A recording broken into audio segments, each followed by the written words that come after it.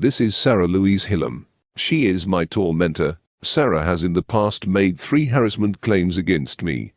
While on each occasion I was found to be innocent, I now have a police record that simply states I was arrested and detained on suspicion of harassment. This is totally unfair, as I am in fact innocent.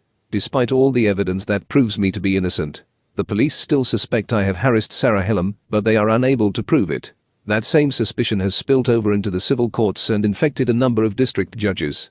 A very good example of this is, recently I made an attempt to bring Sarah Hillam to book for the lies and perjuries she has committed when bringing her bogus harassment claims.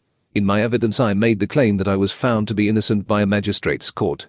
The county court judge said, "No court will pronounce you to be innocent." My reply to this was, "Are we not all innocent until proven guilty?"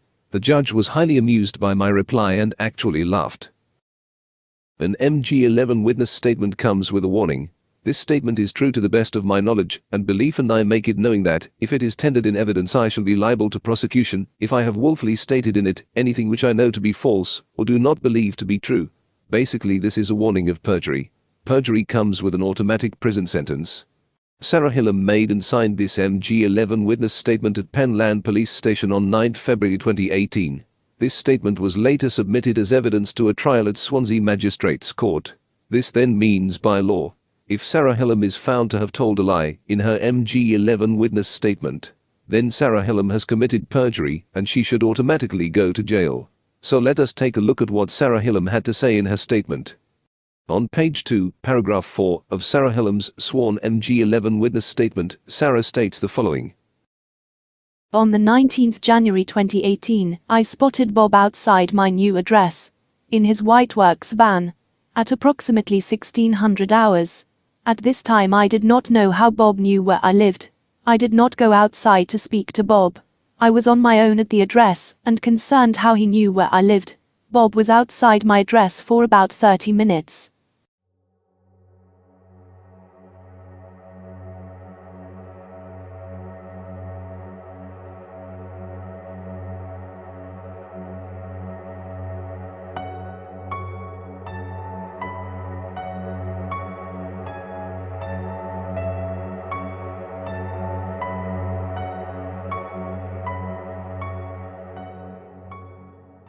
If you recall from part 1, Sarah Hillam at this time was 8 months pregnant. Also in part 1 I said that Sarah and Erin Hillam had done a runner and vanished. In this part of the MG11 witness statement, Sarah confirms her attempts to vanish without doing or paying for the refurbishments to our property after they left. They are contractually responsible by the tenancy agreement to leave the property in as good or better condition than they had received it. They were attempting to get away without doing this.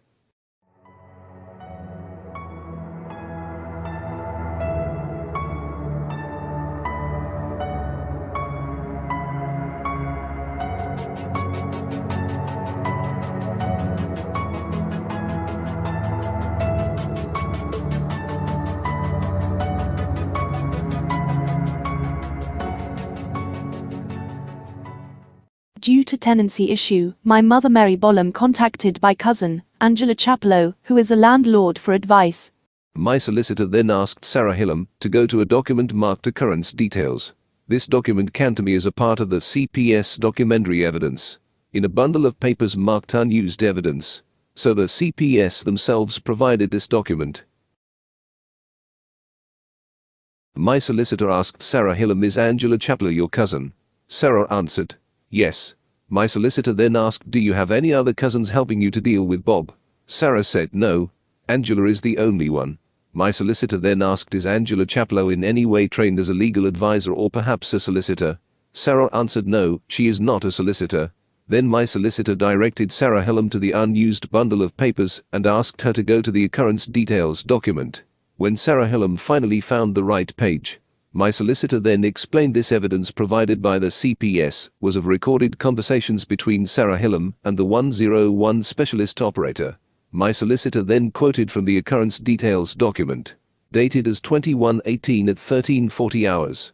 Sarah Hillam is recorded to have said to the 101 operator, "He has also been harassing my cousin who is our solicitor and helping us with Robert." As my solicitor looked up, Sarah Hillam's face went purple, then Sarah blurted out, "I do not recall saying that." My solicitor looked at Sarah Hillam and said, There is no need for you to remember saying that, as it is now a matter of record you did say it. My solicitor turned to the magistrates and said, Your Honours, Mrs. Sarah Hillam has just committed perjury.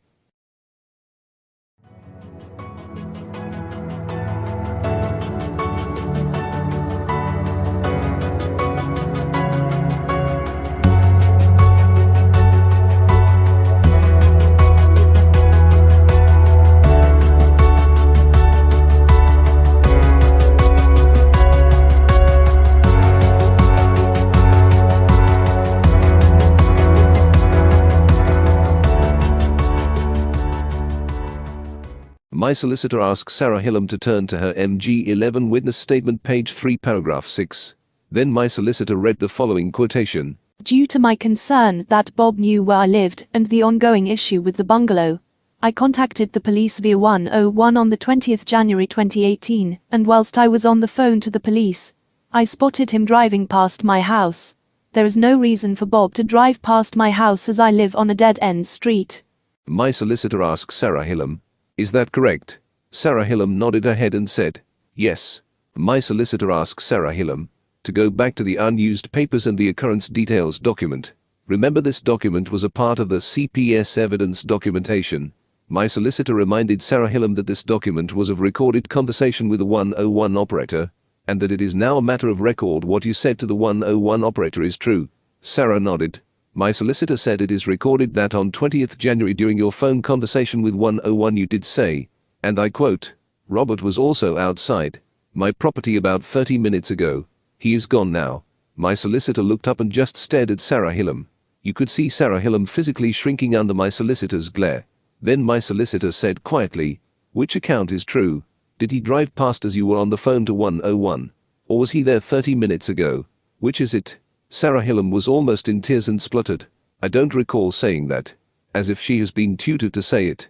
My solicitor once again turned to the magistrates and said, Your Honours, Sarah Hillam has once again committed perjury.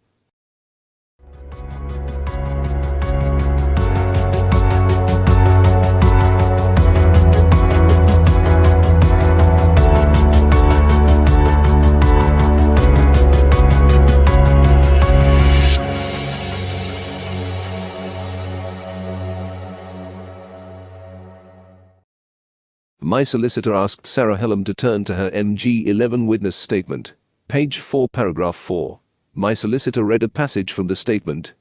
On 31st January 2018 I saw Bob outside my address at 7:30 p.m. At this time he posted a letter through my door. Within this letter is asked for a meeting at the bungalow at 8 p.m. that night. This caused me some concern to why he wanted to meet so late. If it was to read the meters you would not be able to see them at the time due to it being so dark. My solicitor looked up at Sarah Hillam and asked, Is this correct? Sarah nodded and said yes. My solicitor said, Why not just use a torch? Sarah looked jittery as if she knew something horrible was about to happen to her again. Then my solicitor pointed Sarah Hillam to the occurrence details document. But this time she directed Sarah to the remarks associated occurrences section. My solicitor quoted the date 30/1/2018 at 11:49 a.m. She pointed out, This is the date and time that you Sarah Hillam phoned 101. It is recorded by the 101 operator that you said, and I quote, My ex-landlord Robert has called at my address again at 9:30 hours this morning, and pushed a letter through the letterbox, which states he wants to meet me, my husband and my father at the old property tomorrow night. My solicitor looked up, and again looked at Sarah Hillam, who was now visibly shaking. After a moment of silence, my solicitor turned slowly to the magistrates and simply said, Your Honours, Sarah Hillam has once again committed perjury in her evidence presented to this court. The courtroom was deathly quiet for what seemed like an eternity. The magistrates started to mutter amongst themselves. My solicitor said, There are no more questions, Your Honours, and then sat slowly down. I wanted to hug my solicitor. She had destroyed Sarah Hillam's evidence. One lie is good enough, they say, but my solicitor pulled 3 out of the bag. The magistrates dismissed Sarah Hillam without a word about her perjuries. I have to be honest here, I was very disappointed they had done that. But it was clear that the CPS and the police had nothing to offer in reliable evidence. Then the young lady police officer came in. My solicitor tore her to bits for fun. Like a shark ripping a big fish apart. No mercy. The police officer left the court in tears, whimpering like a beaten dog. The court then adjourned for lunch. During lunch my head was spinning at what I had just witnessed. I thought to myself, how is it possible the police and the CPS missed such glaring contradictions in Sarah Hillam's evidence? Remember, the CPS provided the 101 documents of phone call recordings. I could not wait to get back into the courtroom. Back in the courtroom, I quietly thanked my solicitor for doing such a good job. She said there is a good chance it may be thrown out of court. The magistrates walked in and everyone stood up. They sat down and I started to sit down myself. The magistrate said, Mr. ****, don't sit down, the case against you is to be thrown out, as the prosecution has offered no evidence of any harassment having ever taken place. You are free to go, all bail restriction are removed, thank you for turning up today.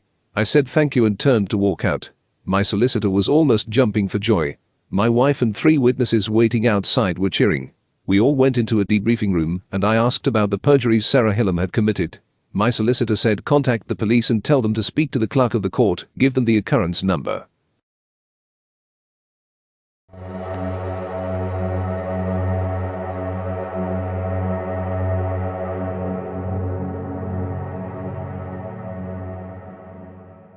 On the 19th January 2018, I spotted Bob outside my new address, in his white works van, at approximately 1600 hours. At this time I did not know how Bob knew where I lived. I did not go outside to speak to Bob. I was on my own at the address and concerned how he knew where I lived. Bob was outside my address for about 30 minutes.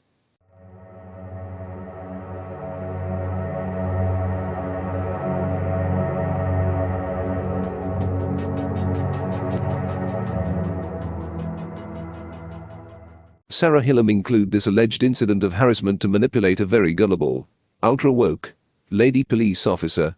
Sarah Hillam did this to get me arrested. The police came to my house and made claims that my letters sent to Erin and Sarah Hillam were harassing Sarah Hillam. Apparently my letters outlining what was done at the bungalow as refurbishments after they did their vanishing act. These letters were a part of the protocols everyone must follow before taking someone to a civil court. I explained to the police officers, my letter was civil protocols letters and this was a civil matter. The police officers told me to stop sending them letters and to use a solicitor. The police do not have the power to tell people to do this. So I rightly ignored them. You see, what had happened was this: clearly the police realized this was indeed a civil matter and as such they were powerless. The police must have said this to Sarah Hillam. It was then the being outside her home allegations from Sarah Hillam started to get reported to the police. The MG11 witness statement for 19th January 2018 was the first of many lies told to police by Sarah Hillam to make sure I was arrested. The gullible ultra-woke lady police officer was manipulated into seeing an 8-month pregnant woman being skidded by a man sitting outside her house in his white van. The police officer fell for this manipulation hook, line and sinker. In my defense for the trial, I submitted witness statements that explained my whereabouts at 1600 hours to 1630 hours on 19th January 2018. This was not sitting outside Sarah Hillam's house in my white van. Included in my evidence was a till receipt with a timestamp of 16:05 p.m., so it was impossible for me to have been outside Sarah Hillam's home at that time. There was also a witness statement that explained who it was that actually hand-delivered the meter reading letter on 30th January 2018. But the case was thrown out before I could offer my defense.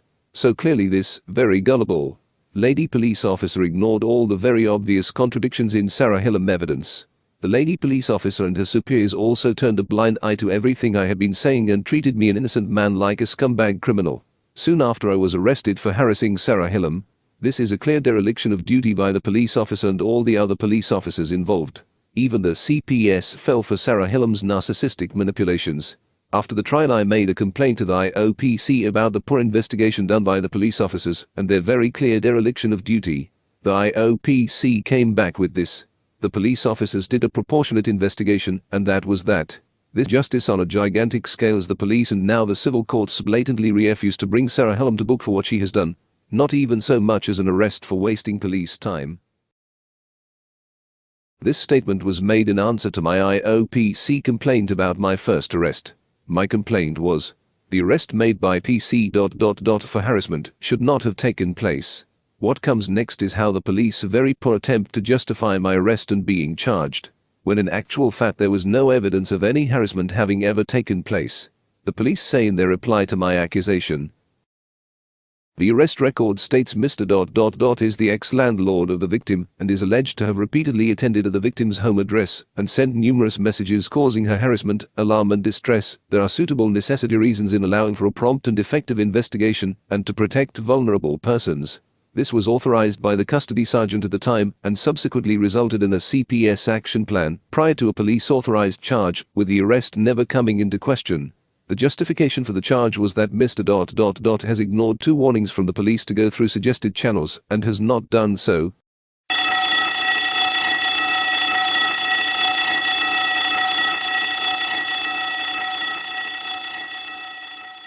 The arrest record states Mr. is the ex-landlord of the victim and is alleged to have repeatedly attended at the victim's home address and sent numerous messages causing her harassment, alarm and distress. There are suitable necessity reasons in allowing for a prompt and effective investigation and to protect vulnerable persons. This was authorized by the custody sergeant at the time and subsequently resulted in a CPS action plan prior to a police-authorized charge, with the arrest never coming into question. The justification for the charge was that Mr. has ignored 2 warnings from the police to go through suggested channels and has not done so. How can the police use the words justification, suggested and ignored in the same sentence? To put this in a way that actually makes sense. Mr. ignored the police suggestion to use a solicitor. The police made this suggestion knowing this was a civil matter and they had no justification or jurisdiction for an arrest or indeed charging Mr. But the police believed every word of Sarah Hillam without any proof or question and acted regardless, just in case. This is how the police attempt to justify a wrongful arrest and a bogus charge of harassment, all very neatly in one short paragraph, which is somehow a perfectly acceptable excuse for the IOPC. That is not a reason, it is an actual excuse that seems to have been made up after the event of the trial to cover the police officers' collective asses. This is injustice on a very cruel scale by all the ultra-woke police officers. So, despite my best efforts, the police refused to act upon the perjuries and deliberate attempts made by Sarah Hillam to have an innocent man put in jail. I had no other choice but to take it all to the civil courts in an attempt to get this crazy woman punished for the horrific thing she has done. But during the civil hearing, where I attempted to bring Sarah Hillam and her husband to book for all the narcissistic and manipulative lies told to the police and in court, the county court judge struck my claim out. During my verbal evidence I said to the district judge, "Above all else, you are an officer of the law. It is your duty as such to dispense justice out to proven criminals. I have given you undeniable proof of Sarah Hillam's perjuries, and you still refusing to act upon it." The judge just smiled and ignored what I had said. So once again Sarah Hillam walks free. There is simply no justice to be had. Even the civil courts are openly aiding and abetting known criminals. I am simply powerless to do anything about this. This is my depressing life, being forced to live inside an injustice.